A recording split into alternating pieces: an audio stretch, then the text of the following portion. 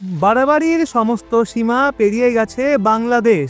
বিপদে দেশের আইন ব্যবস্থাও। ভয় আদালতে পৌঁছাতে পারল না চিন্ময় কৃষ্ণ দাস প্রভুর আইনজীবীরা। পিছিয়ে গেল শুনানির তারিখ। বিক্ষোভকারীদের হাতে আহত চিন্ময় কৃষ্ণ দাস প্রভুর এক আইনজীবী। বাংলাদেশ জুড়ে চলছে চরম অরাজকতা। ভালো নেই সেখানকার সাধারণ মানুষজন। দেশ থেকে একেবারেই বিদায় হয়ে গেছে শান্তি। আকাশ ছুঁয়েছে মূল্যবৃদ্ধি। কি বলে ক্ষমতা এসেছিল ইউনূস আর কি করে যাচ্ছে। জোর জুলুমের চক্করে পঙ্গু হচ্ছে বাংলাদেশ।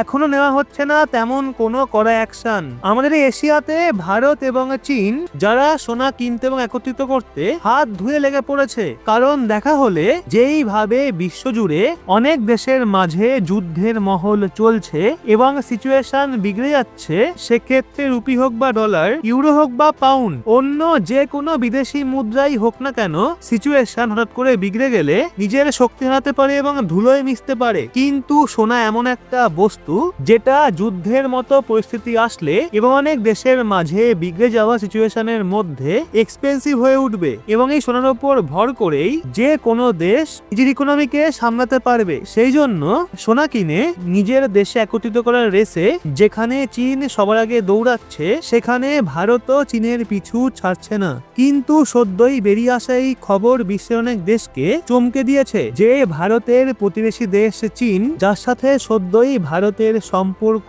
মজবুত হচ্ছে, এই চীন বিশ্বের সবচেয়ে বড় সোনার ভান্ডারকে নিজের দেশে খুঁজে বার করে নিয়েছে এবং এই সোনার ভান্ডার এত বড় যে এর ভ্যালুয়েশন প্রায় 83 বিলিয়ন ডলার হওয়ার কথা বলা হচ্ছে, অনুমান করা হচ্ছে। কিন্তু প্রশ্ন ওঠে এর ফলে ভারতের ওপর কি প্রভাব পড়বে। এর ফলে কি ভারতের ফায়দা হবে নাকি ভারতের লোকসান? এই সমস্ত ইনফরমেশন আমরা এই ভিডিওর মাধ্যমে জানবো। কিন্তু এগিয়ে যাওয়ার পূর্বে আপনাদের অনুরোধ, দয়া করে ভিডিওর শেষে কমেন্ট করে মতামত জানাবেন। কিন্তু দেখুন, সদ্যই চীন সোনার একটা বিশাল ভান্ডার খুঁজে বের করেছে এবং বলা হচ্ছে এই সোনার ভান্ডার এতই বড় যে বিশ্বের যে কোনো দেশে সোনার এত বড় ভান্ডার আজ পর্যন্ত কখনো পাওয়া যায়নি। কারণ চীনে যে সোনার ভান্ডার পাওয়া গেছে তাতে মোটামুটি 1000 মেট্রিক টন সোনা মোতায়েন থাকার সম্ভাবনা রয়েছে। মানে সরাসরি যে কোনো ব্যক্তি এটাই বলবে যে চীনের হাতে কুবেরের সম্পদ লেগে গেছে, কারণ এর যে টোটাল ভ্যালুয়েশন হতে চলেছে সেটা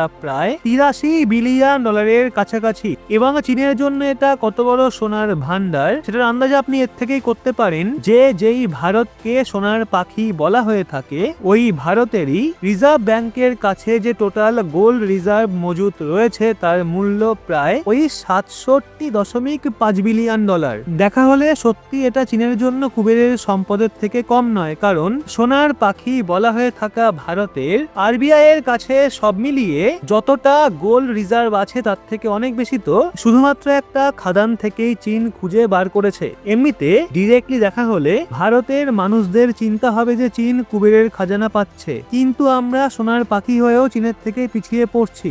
অবশ্য পরোক্ষভাবে দেখা হলে এর ফলে ভারতেরও অনেক বড় ফায়দা হতে চলেছে। যদিও এমনটা নয় যে চীনে যেই সোনার ভান্ডার পাওয়া গেছে তার কিছু অংশ আমরা পেয়ে যাব, তা আমাদের ফায়দা হবে। বরং না তো আমরা চীনের থেকে সোনা কিনবো আর না তো চীন সোনার ভান্ডারের কিছু অংশ ভারতকে দেবে। কিন্তু চীনের পাওয়া এই সোনার ভান্ডারের ফলে আমাদের অনেক বড় একটা ফায়দা হবে এবং এর মাধ্যম চীন নয় বরং অন্য কোনো দেশ হবে। সেটা বোঝার আগে আপনারা প্রথমে এই চার্টটা দেখুন, যেখানে গোল্ড রিজার্ভের হিসাবে দেশগুলোর র্যাঙ্কিং দেখানো হয়েছে যে তারা এই মামলায় কোন পজিশনে রয়েছে।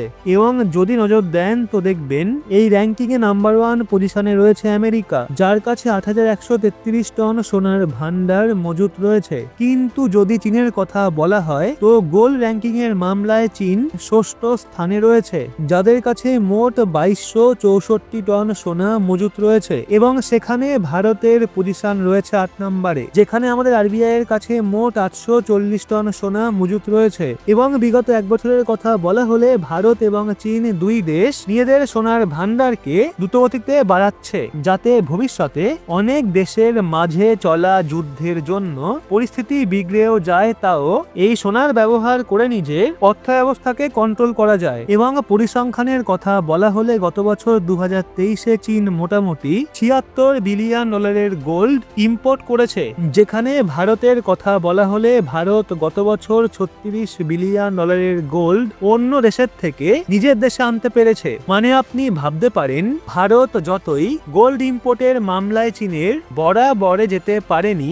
আগে আগে চীন দৌড়াচ্ছিল তো রেসে, ভারত যতই পিছিয়ে থাক কিন্তু ভারত হেরে যাওয়ার নয়, আমাদেরকেও নিজেদের দেশের অর্থব্যবস্থাকে বাড়াতে হবে এবং ভবিষ্যতে যাতে সুরক্ষিত থাকি সেই জন্য গোল্ড স্টোরকে বাড়ানো থেকে আরবিআই নজর সরছে না এবং অনবরত আরবিআই ভারতে সোনার ভান্ডারকে বাড়াচ্ছে। সেই সঙ্গে যেই সোনা আমাদের ব্রিটেনে ছিল সেগুলো আমরা আমাদের দেশে ফিরিয়ে আনছি। যদি সোনার গুরুত্ব বুঝতে হয় তাহলে আপনারা এই চার্টটা দেখুন, যেটা 2019 থেকে 2024-এর পরিসংখ্যান, যেখানে আমরা পরিষ্কার দেখতে পারি সোনার মূল্য অনবরত বছরের পর বছর বেড়েই চলেছে এবং আজও দ্রুতগতিতে বাড়ছে এবং ভারতীয় রুপিও ডলারের তুলনায় নিজের মূল্য ধীরে ধীরে হারিয়ে ফেলছে। কিন্তু সোনার মূল্য কখনো কমতেই পারে না, সেটা ক্রমশ বেড়েই যাবে। সেই জন্য আরবিআই গোল্ড রিজার্ভকে বাড়ানোর দিকে মন দিচ্ছে, যাতে ভবিষ্যতে হঠাৎ করে দেশের পরিস্থিতি যদি বিগড়ে যায় তাহলে সেই সোনারই এক টুকরো বের করে যদি অন্য দেশে পাঠিয়ে দিই তাহলে তার মাধ্যমে আমাদের প্রয়োজনীয়তা মিটবে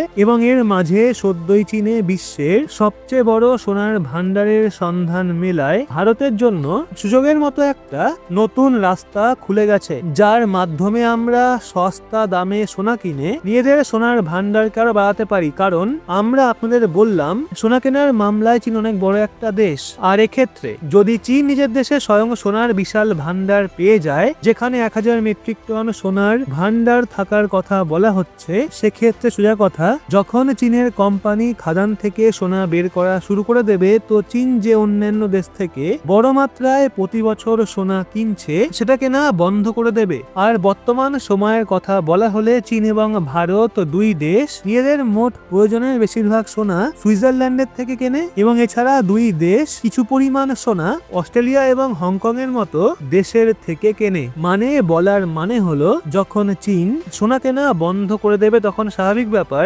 সাপ্লাইয়ে পতন আসার কারণে ভারতকে লো প্রাইসে সুইজারল্যান্ডের মতো দেশ গোল্ড অফার করার জন্য তৈরি হয়ে যাবে। কিন্তু এমনটা তখন হবে যখন চীন অন্যান্য দেশ থেকে সোনা কেনা বন্ধ করে দেবে এবং চীন এমনটা তখনই করবে যখন চীনের কোম্পানি গোল্ড মাইনিং শুরু করে দেবে। কিন্তু একটা কথা ভেবে দেখুন, চীনে যে সোনার ভান্ডার পাওয়া গেছে সেটা ছোটখাটো নয়, বরং 1000 মেট্রিক টনের ভান্ডার। এছাড়াও চীন যদি আরো সোনার ভান্ডার পেয়ে যায় তাও তারা অত সহজে গোল্ড এক্সপোর্ট করা শুরু করবে না, কারণ তারা নিজেদের ভান্ডারকে বাড়াবে। যখন চীন গোল্ড মাইনিং শুরু করবে তখন সোনার যে মূল্য কম হবে সেটা একরকম নিশ্চিত, কিন্তু সেটা দীর্ঘ সময়ের জন্য নয় বরং শর্ট টার্মের জন্য হবে। মানে ভারত চাইলে ওই শর্ট টাইমেই হিউজ পরিমাণ সোনা কিনে রাখতে পারবে এবং ভবিষ্যতে সোনার মূল্য বাড়া নিশ্চিত। সোনা তো এমনিই কিনছিল, কিন্তু যদি সেই সোনা সস্তা দামে কিনতে পারে তো তার থেকে ভালো সুখবর আমাদের জন্য কি বা হতে পারে। তা আপনার কি মনে হয় চীনে বিশ্বের সবচেয়ে বড়